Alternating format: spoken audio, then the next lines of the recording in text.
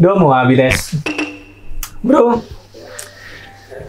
di video kali ini kita akan mendengarkan sebuah kisah ya.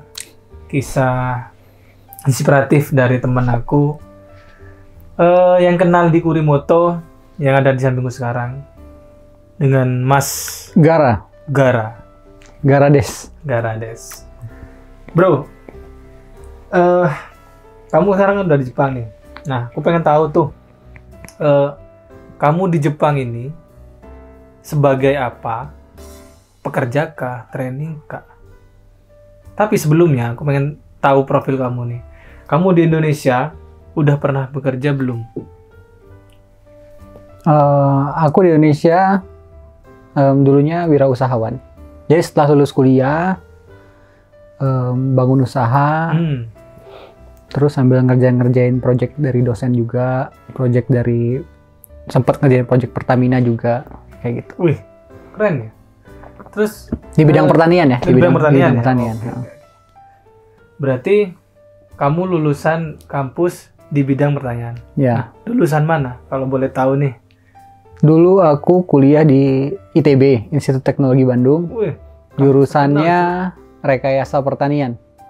Kuliah di ITB. Itu berapa tahun? S1 kan? S1 Teknik Pertanian. Rekayasa Pertanian. Oke, 4 tahun. Setelah lulus dari situ, lanjut bikin usaha sendiri. Menurut kamu gimana usaha sendiri itu? Usaha sendiri ada enak dan nggak enaknya ya. Jadi kalau kita kerja sama orang jadi karyawan gitu kan, digaji per bulannya jelas, tapi kita nggak punya waktu luang yang banyak karena jam kerja kan udah ditentuin kan. Sekian sampai jam sekian.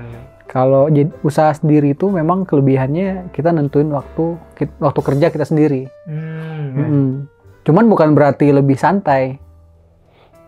Karena ada ya harus diri kita sendiri kan yang dorong tuh, harus kerja. Kalau mau dapat uang lebih banyak ya harus lebih giat dong belajarnya. Kerjanya harus lebih giat.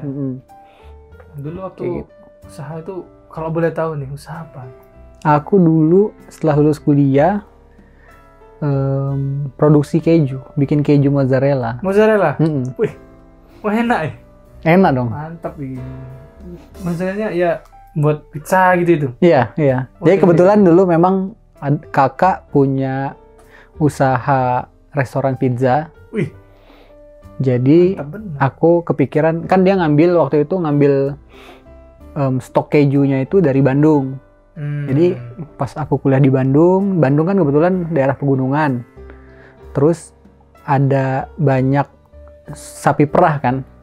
Jadi kepikiran tuh, kayaknya aku bisa deh coba bikin keju sendiri. Minimal kakakku sendiri yang beli kan. Jadi minimal udah ada lah marketnya, pelanggannya. Pelanggan tetap. Nah, kayak gitu. Jadi aku coba bikin, terus awalnya jelek, makin lama makin bagus, makin layak dijual gitu. Jadi awalnya ke kakakku dulu, terus baru mulai ke restoran-restoran lain, ditawar-tawarin juga restoran lain. Oke. Nah, padahal ya kamu udah pernah nyoba usaha dan itu lumayan ya. Yang aku dengar sekarang kamu lumayan usaha itu.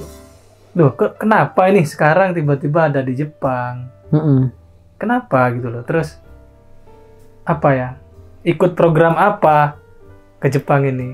Contohnya kayak aku kayak aku program EPA dan ada yang program lainnya juga. Nah, kalau kamu sendiri bro, program apa gitu loh? Gimana?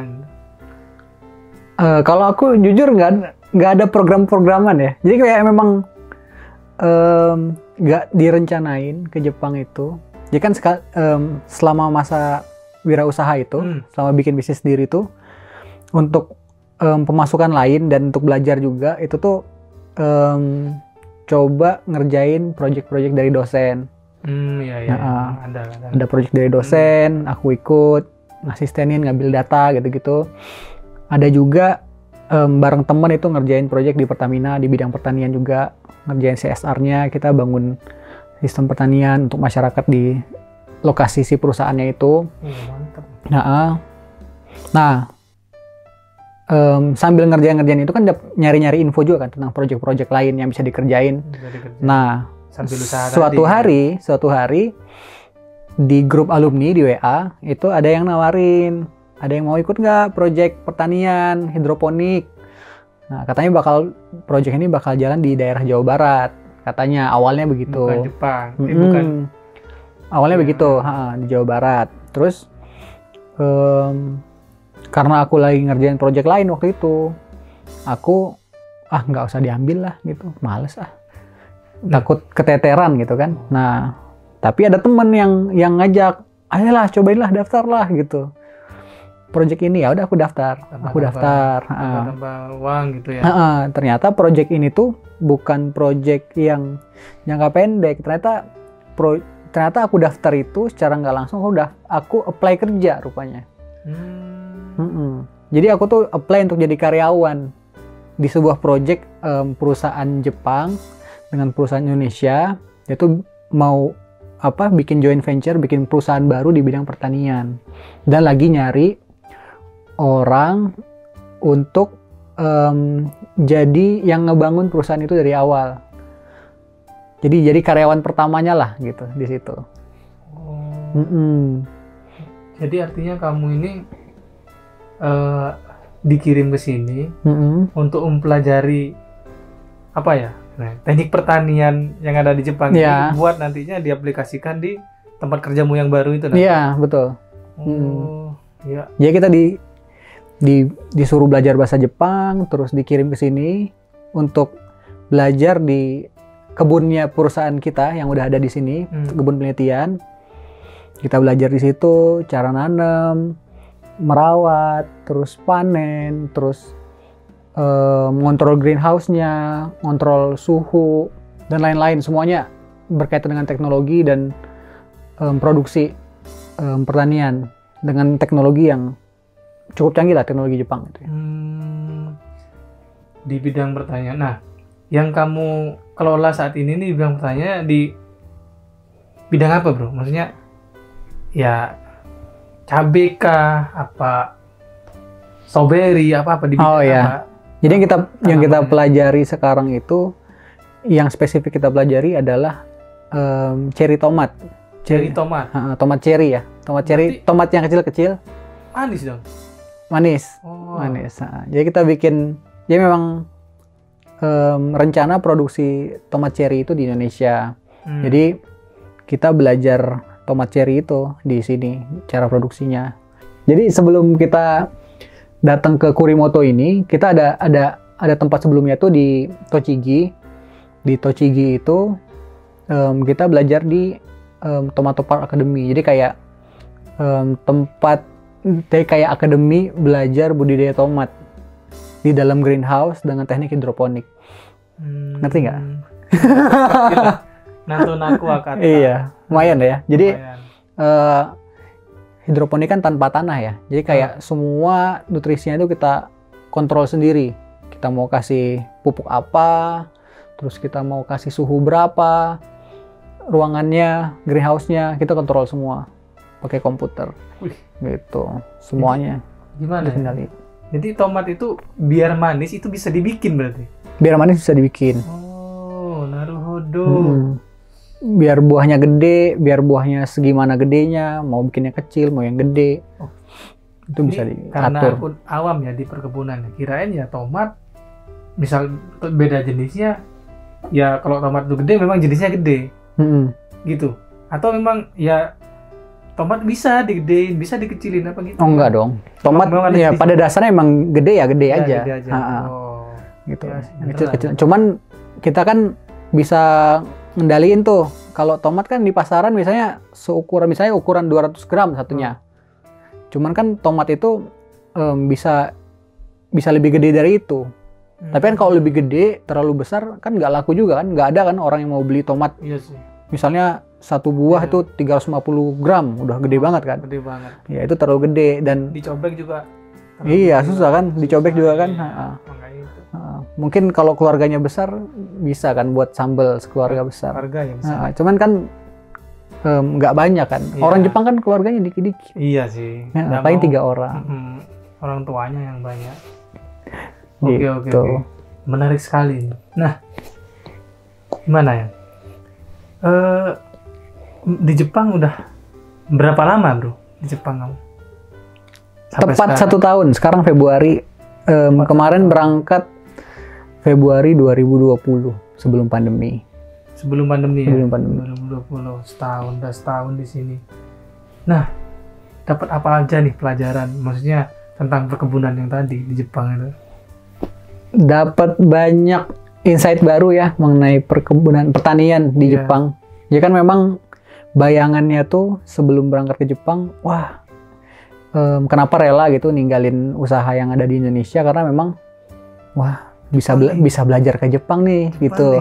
Teknologi pertaniannya, terus inovasi-inovasi di Jepang tuh kayak gimana, pengen tahu. Terus belum lagi hal lainnya kayak budayanya, terus tinggal di negara 4 musim, yang kita di Indonesia kan cuma 2 musim, musim panas, musim hujan. Nah di sini kan 4 musim, ada musim dinginnya, ada musim gugurnya, gitu. Jadi hal-hal itulah yang bikin pengen ke Jepang gitu. Dan yang dipelajari juga sebenarnya terjawab sih. Jadi kayak ternyata memang inovatif orang Jepang tuh. Terus memang teknologi yang dipelajari juga yang sama sekali baru, yang sebelumnya kita nggak ada gitu di Indonesia. Yang mungkin kita belajar pas kuliah, cuman hanya sebatas tahu di buku aja gitu. Di Indonesia kita nggak pernah lihat yang secanggih itu, yang semuanya dikendalin dari komputer. Ya kalau dari komputer tuh greenhouse-nya jendelanya kebuka, terus masuk angin dinginnya, terus suhunya jadi turun, kayak gitu. Mantap. Terus dari komputer juga dikendaliin, butuh pengairan, langsung nyiram sendiri nanti gitu ke tanamannya. Jadi kita tidak perlu repot sehingga satu-satu gitu kan. Nggak perlu. Jadi gimana pekerjaannya, ngapain aja maksudnya? Kita udah nyiram sendiri, terus ventilasi bisa kebuka sendiri. Jadi ngapain gitu loh ke kebun gitu loh? Kan kita harus lihat dong. Jadi kayak kalau ada hama atau enggak, terus ngontrol ya. Suhunya nih sesuai enggak yang dengan yang kita program gitu. Misalnya tanamannya tuh butuh suhu idealnya 25 derajat misalnya. Ternyata pas kita cek, ternyata dia nggak 25 derajat, dia lebih tinggi. Karena apa? Karena cahaya mataharinya lebih kuat hari itu. Nah, ada faktor-faktor yang kayak gitu. Misalnya lagi taifu, anginnya kenceng, jadi ventilasi kebuka dikit tuh langsung masuk angin dinginnya langsung masuk. Jadi suhu dalam greenhouse nggak stabil. Nah, yang kayak gitu tuh harus dicek terus gitu. Jadi harus ada yang tetap ada yang harus mantau, walaupun ada mekanisme otomatisnya ya. Jadi kalau dia udah suhunya turun, jendelanya tutup kayak gitu. Ada kayak gitu. Tetap memantau kesehatannya tanaman ya. Iya. Oh gitu. Nah, kan udah 4 musim kan di sini. Udah ngerasain ya gitu. Itu yang paling sulit yang paling sulit pelihara tanaman apa itu? Iya. Pelihara tanaman, perawatan tanaman itu di musim apa, bro? Yang paling susah itu menurut kamu? Di Jepang ini yang paling susah. Yang paling susah. Jadi gini, sebenarnya di kebun kita itu kita lagi percobaan budidaya di musim panas tempo hari itu. Jadi karena Indonesia kan panas terus ya. Panas iya. Kita kan bakal nanam di tempat panas nih. Gitu. Jadi kita seharusnya kalau di Jepang pas musim panas tuh orang-orang tuh berhenti nanam tomat. Karena udah terlalu panas. Udah terlalu panas, jadi tomatnya tuh udah giri-giri, udah mau mati lah kalau di dalam greenhouse. Karena kalau di luar itu 40 derajat, di dalam greenhouse itu tambah 5 derajat, jadi 45 derajat gitu misalnya. Iya. Kalau di luar 35 derajat, di dalam greenhouse 40 derajat jadinya. Itu kan udah terlalu panas. Nah, jadi karena kita lagi trial, lagi nyobain untuk nanam di Indonesia nanti di suhu panas terus. Jadi kita musim panas kemarin kita cobain tanam. Nah, itu susah sih. karena terlalu panas kan. Jadi tanamannya kita pakai AC juga di greenhouse, pakai AC, pakai pendingin. Nah, berarti tantangannya itu di musim panas ya kalau tanam tomat ya di Jepang ya. Karena tapi itu kan bakal terjawab kan gitu kan. Udah gimana ya? Kan udah nyoba nih musim panas, berhasil ya? Berhasil enggak? Lumayan berhasil. Lumayan berhasil. Lumayan berhasil. Nah, ada kemungkinan juga berhasil di Indonesia. Karena di saat Jepang musim panas, di Indonesia panas. Cuman nggak sepanas di Jepang saat musim panas ya? Iya, benar. Ya, kan? Nah, untuk hama ini bro di musim panas, untuk hamanya itu gimana? Hama di musim panas pasti ada kan? Paling banyak serangga ya musim panas. Jadi kayak serangga-serangga kan biasanya mati nih di musim dingin. Musim semi dia hidup lagi. Antara musim semi ke musim gugur itu kan dia hidup tuh. Musim panas. Iya, musim panas tuh hidup dia banyak tuh. Nah, jadi tantangannya juga hama. Apalagi di Indonesia kan panas terus. Iya, panas terus. Hidup terus kan gerak serangganya, nggak pernah mati-mati. Jadi Gara ini di Jepang hitungannya training, belajar budidaya tomat dengan teknik greenhouse yang ada di Jepang untuk diaplikasikan di Indonesia dan jadi karyawan pertama yang bakal nanti misal ada rekrutmen baru mengajari apa ya? Ya, transfer ilmu lah ya, ke junior yang baru nanti. Transfer ilmu. Itu bagus sekali sih seperti itu. Itu kesempatan yang langka menurutku jadi karyawan pertama dan mungkin bakalan misal itu sukses project ini ya mantap bener bro. Tidak bisa diungkapkan dengan kata-kata lah gitu. Ya, mudah-mudahan sukses. Nah,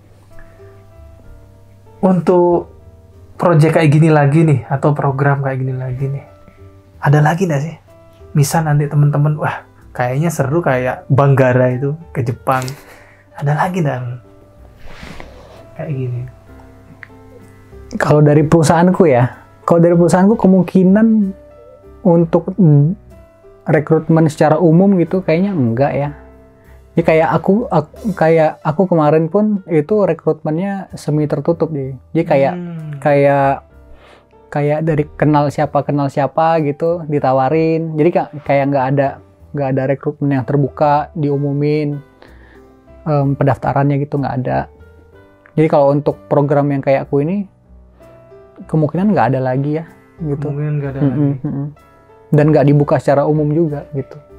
Tapi pendaftarannya di ITB ya sendiri program-program untuk kerja di Jepang atau magang lah ya di Jepang itu ada kan ya? Oh iya aku pernah dengar juga tuh. Jadi kayak mereka belajar bahasa Jepang secara gratis, tapi syaratnya mereka harus jadi teman-temanku tuh ada yang ikut juga, mereka harus interview, setelah lulus harus interview ke perusahaan Jepang.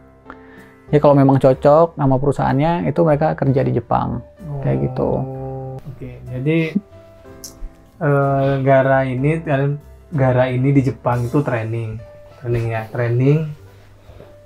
dan nggak ada lagi loh program kayak gini. Tapi untuk teman-teman yang pengen kerja ke Jepang, misal aku senang di perkebunan, itu ada programnya. Aku senang di pengolahan ikan, aku senang di pelayaran, aku senang di kaigo. Itu ada programnya di Indonesia. Banyak LPK yang menyediakan program seperti itu untuk bekerja atau magang di Jepang gitu loh. Ya, tapi perlu diingat seperti videoku yang sebelumnya, pengalaman temenku yang bidan itu jangan sembarangan lah pilih LPK. Ya, pilih tempat Kengshu belajar bahasa Jepang itu perlu kalian kuasiku bahasa Indonesianya ya. Kuasiku tuh apa? Detail.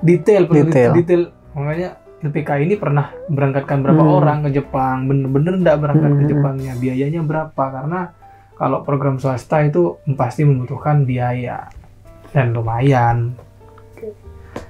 Nah, ini mungkin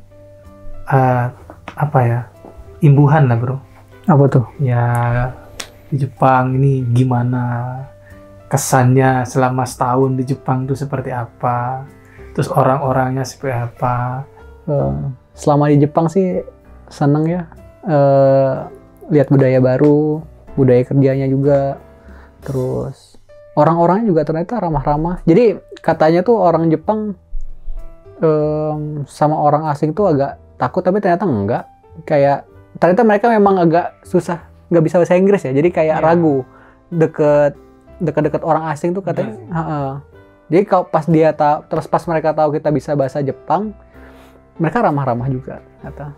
Pernah sih pengalamanku itu bro, waktu di Aichi kemarin ya, ketemu orang Jepang, aku nanya alamat gitu. Aku udah bilang Nihongo de daijoubu desu gitu. Dia pakai bahasa Inggris, aku jawab pakai Nihongo. Gimana orang ini dia jawab bahasa Inggris, aku pakai Nihongo kan. Ya udahlah, pindah aku. Wah, ini udah salah persepsi ini.